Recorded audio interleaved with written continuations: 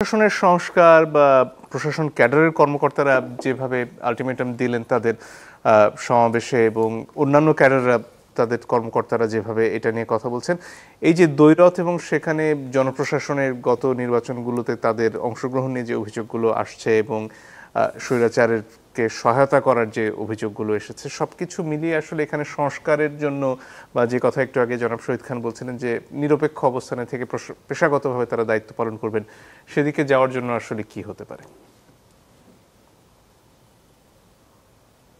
দিক থেকে দেখি যে আমি কোন গোত্রে বিলং করি বা কোন ট্রাইবে বিলং করি, তাহলে তো আর পৃথিবীতে কোনো সংস্কার হবে না।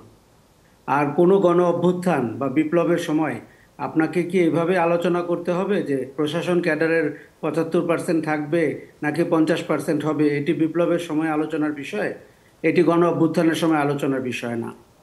গণ অভ্যুত্থান হয়েছে, স্বৈরাচারের পতন হয়েছে, ফ্যাসিবাদের পতন হয়েছে।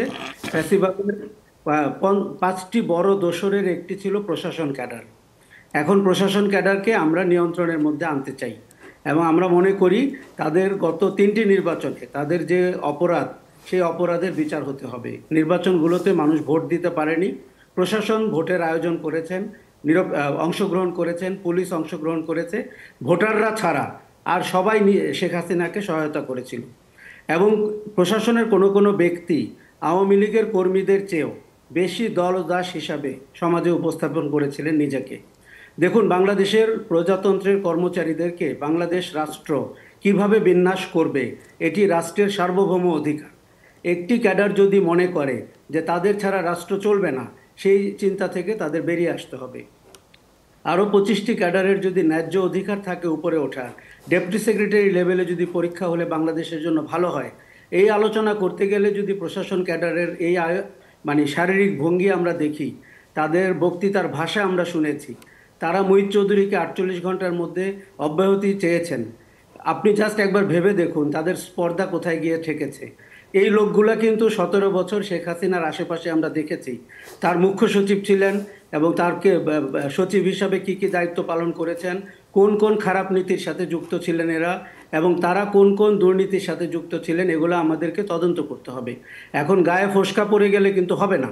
আপনার মেনে নিতে হবে যে আপনি 15 বছর সুখ স্বাচ্ছন্দ্যে ছিলেন এবং আপনি চেষ্টা করেছেন রাজনৈতিক সরকারের পাশে থেকে দুর্বৃত্তায়নে অংশ নিয়ে বাংলাদেশ রাষ্ট্রের ক্ষতি করে কানাডা কিংবা আমেরিকায় বাড়িঘর করে, এবং আপনি একটি আলোচিত গোষ্ঠী হিসাবে আবির্ভূত হয়েছেন। এখন আমাদের যখন সংস্কারের আলোচনা হচ্ছে, সেখানে প্রশাসন ক্যাডার কেন, যে কোনো বিষয়ে সংস্কার হতে পারে। আমরা যদি সংবিধানের সংস্কার নিয়ে কথা বলতে পারি, তাহলে সচিবালয়ের ভেতরে সংস্কার নিয়ে আমরা কথা বলতে পারবো না। আর বললে এই আচরণ দেখতে হবে আমাদের। এবং বললে দেখুন, তারা কি তাদের সার্ভিস রুল ভঙ্গ করেননি? তারা তাদের গত 15 বছরে সরকারের তল্পি বাহক হয়ে সার্ভিস রুল ভঙ্গ করেননি। জেলা প্রশাসক এই এই অনুবাদটি কে করেছেন? ডিস্ট্রিক্ট কমিশনার থেকে বা ডিস্ট্রিক্ট কালেক্টরের থেকে তারা নিজেরাই করেছেন, যাতে করে জেলা শহরগুলোতে তারা এক ধরনের সরকারি পদমর্যাদার মাস্তান হিসাবে আবির্ভূত হতে পারেন। শহরের সবচেয়ে সুন্দর বাংলো তাদের লাগবে, 1 নম্বর গাড়িটি তাদের লাগবে, 124টি কমিটিতে তাদের থাকতে হবে। এগুলো ব্রিটিশ আমলের থেকে আমাদের ঘাড়ে ভূত হিসাবে আবির্ভূত হয়েছে। আমরা যে গণতান্ত্রিক বাংলাদেশে নাগরিকদের অধিকারপূর্ণ বাংলাদেশ দেখতে চাই, সেখানে প্রশাসনের ক্যাডারদেরকে আপনার নিয়ন্ত্রণের মধ্যে আনতে হবে, সংস্কার করতে হবে। এবং তাদের আস্ফালন এই অবস্থায় আসতো না যদি 4 মাস আগে আপনি 5ই অগাস্টের পরপর কিংবা 8ই অগাস্টের পরপর, ঠিক যেরকম গণ অভ্যুত্থানের পরবর্তী সরকার প্রশাসনকে নিউট্রালাইজ করে, সেরকম যদি আপনি করতেন, তাহলে আজকে এই আস্ফালন আপনাকে দেখতে হতো না। কাজে